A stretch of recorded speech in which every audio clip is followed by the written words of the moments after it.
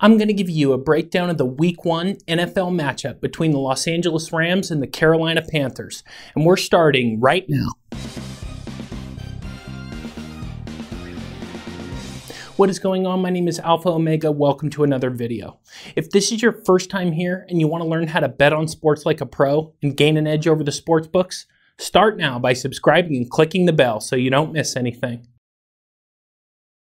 So the 2019 NFL season has finally begun, and after all the talk and speculation, it's time to analyze some of the most competitive Week 1 matchups to help the sports bettor decide how to bet on each game, and to give the regular sports fan the thought process behind why a professional bettor makes high-stakes wagers that can sometimes seem contrary to conventional thinking.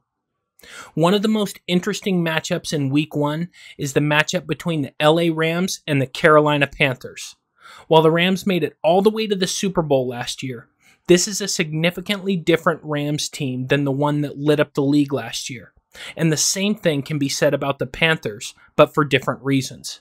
While the Panthers missed the playoffs entirely last year, that doesn't really tell the whole story, as the Panthers were 6-2 through Week 9, until injuries and an inability to win close games left the Panthers looking from the outside in with a 7-9 overall record. There are definable reasons why the Panthers and the Rams ended up where they did last season, and why it's likely to expect different outcomes from each team this year, but more on that later in the video. Considering that the Rams went to the Super Bowl, and the Panthers didn't even make the playoffs, it may be surprising to some that Vegas doesn't see a massive difference between these two teams. The Alpha Omega Vegas consensus line has the Rams favored by 2.5 points, with the total sitting steady at the opening line of 50. Implied odds mean based on the current moneyline odds, what is the projected implied probability of victory? Basically, it's the chances of victory expressed as a percentage. In this case, Vegas is saying there is a 51% probability that the Rams cover the spread, with the Panthers having a 54% chance of covering the number. Again, it may be tempting to pounce on this number, given that the Rams were a Super Bowl team and one of the NFL's top offenses, but don't be fooled by what seems like an easy winner, because there is a reason why there are all those bright, shiny hotels in Las Vegas, and it's not because bookies like giving away free winners. Stay tuned for the information that can help you make the right bet so you can keep your money out of the bookie's pocket. While the structure of these videos will expand as the season progresses, because I will have more data to base my projections on, for now let's focus on what we know about these two teams, starting with each team's injuries and their season-long implications. The 2018 Rams were known for their offensive explosiveness, as their offense ranked 5th in explosive play rate last season. However, LA's explosive play rate took a hit in Week 10 of the 2018 season when Cooper Kupp went down with a torn left ACL. Earlier in the same season, Kupp missed 2 games with a sprained MCL in the same leg. While reports have come out saying that Kupp is not only back to 100%, but has improved his breaks, agility, and quickness, this is an injury to monitor, because the overwhelming majority of players not named Adrian Peterson take at least 9 months to be considered medically recovered from an ACL tear, and as has been shown, it can often take longer for a player to get back to their previous level of production. While it has been roughly 10 months since Kupp's injury, that doesn't mean he is back to being who he was.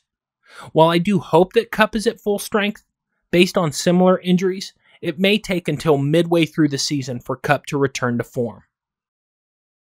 Another Rams player with a history of ACL injuries is Todd Gurley. On November 15, 2014, Gurley tore his ACL and ended his college career. The Rams drafted Gurley at number 10 in the first round of the 2015 draft, with expectations that he would not be ready to start the season and were prepared for him to sit his entire rookie year while recovering. However, Gurley returned by Week 3 and quickly established himself as one of the top running backs in the league, with an 1,100-yard season in 2015.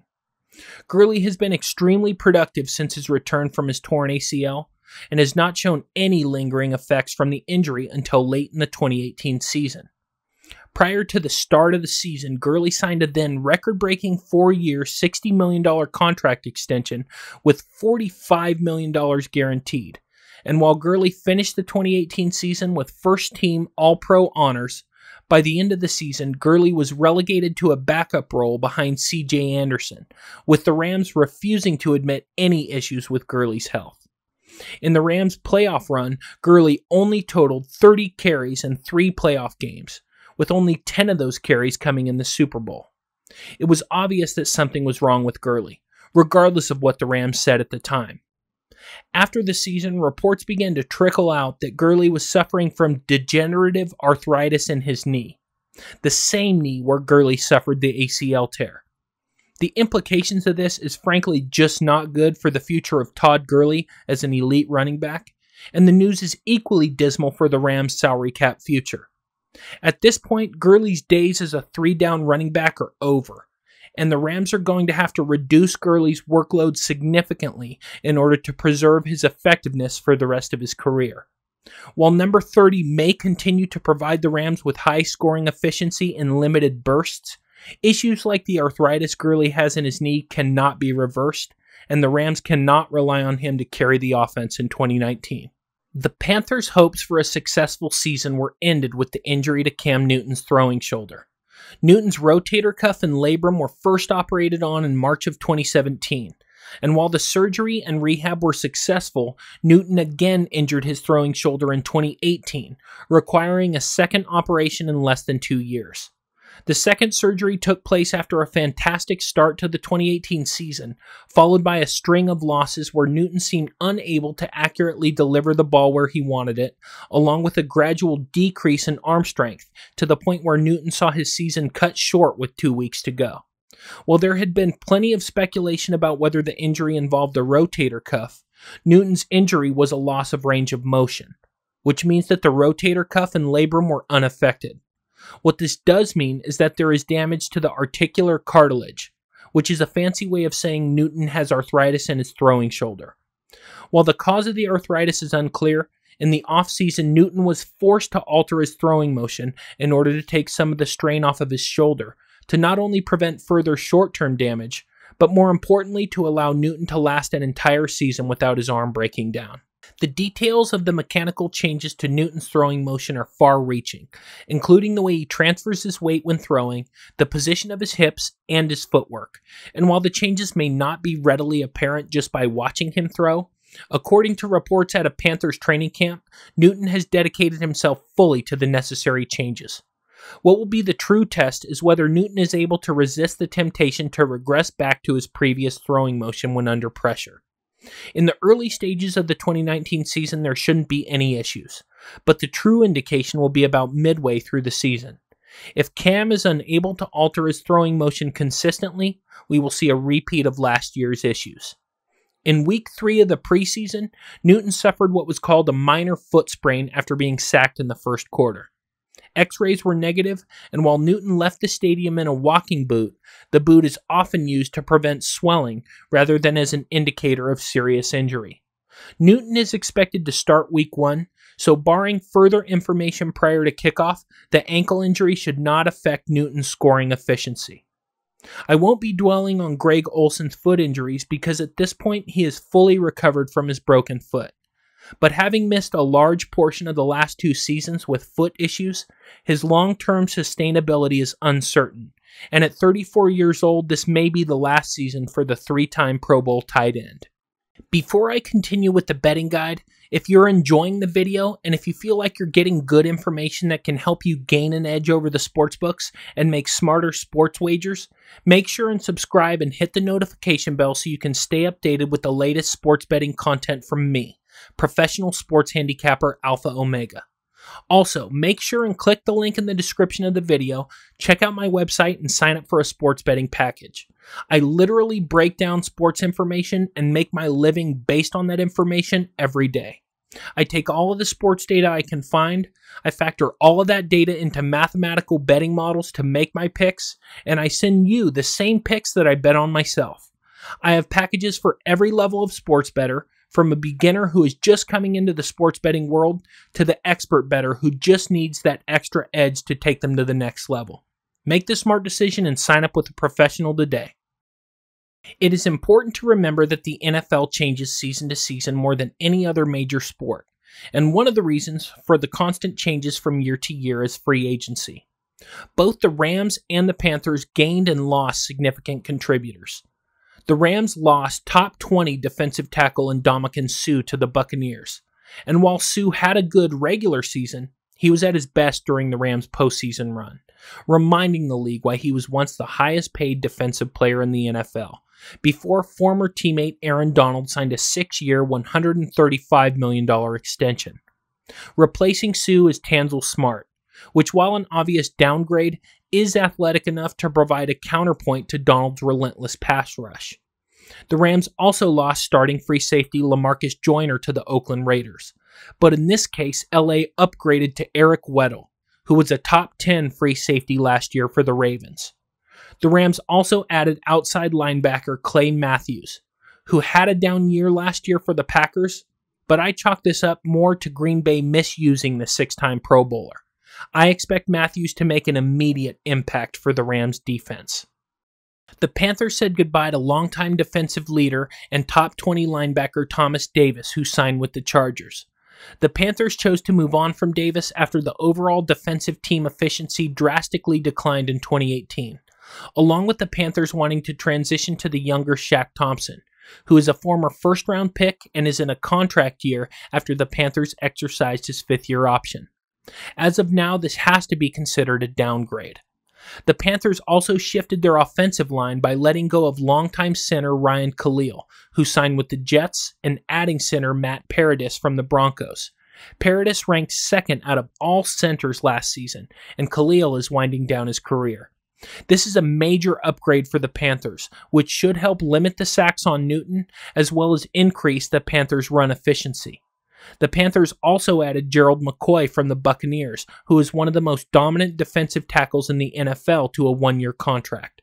McCoy is a 6-time Pro Bowler and is a fantastic addition with the retirement of longtime Panther Julius Peppers. The Panthers finally let go of Devin Funchess, who was at one point expected to be the future for the Panthers as a number 1 receiver, but who has instead been a perennial disappointment. The Panthers signed former Patriot Chris Hogan to a 1-year deal, and while Hogan is not technically a replacement for Funchess, the ex-Patriot fits in nicely with the quick-read, fast-paced offense Rivera wants to run in 2019. While both teams added important pieces, the edge has to be given to the Panthers, who chose not to re-sign the right players and had the better acquisitions overall by a slight margin. The NFL draft is every team's chance to add elite-level talent on rookie contracts. Both the Rams and the Panthers will be utilizing multiple rookies in key roles this year. The Rams will be starting rookie Taylor Rapp from the University of Washington at free safety. Rapp isn't the best coverage safety, but his ability to make open field tackles and defend against the run are elite traits that will be a great help for the Rams against the Panthers' run-heavy offense. The Rams also drafted running back Darrell Henderson out of the University of Memphis, who was one of the top running back prospects in this year's draft and the top-ranked running back in my draft rankings. Henderson is coming off a fantastic junior campaign in which he totaled 1,909 yards and 22 touchdowns, while averaging 8.9 yards per carry. While the competition Memphis faces is generally weak, a 1,900-yard season is tremendous regardless of whom Henderson was going up against.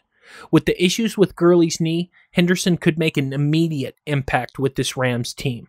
The Panthers needed help defensively, particularly pressuring the quarterback. The Panthers addressed that concern by drafting all-ACC defensive end Brian Burns from Florida State.